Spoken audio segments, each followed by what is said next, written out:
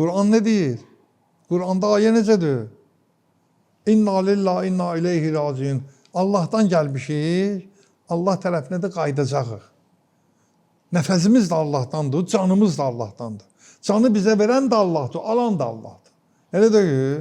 Bu can sözünü biz dilimizdə qələt məşhur olmağı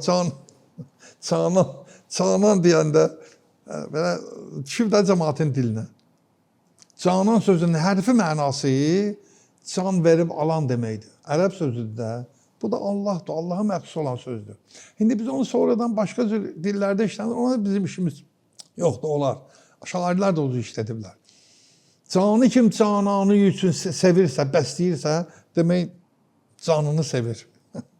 Canı kim cananı üçün sevsə, cananını sevər. Demək öyle cananını həqiqətən sevir. Əgər canını onun üçün bəsləyirsə. Canı üçün kim ki cananını sevər, canını sevər.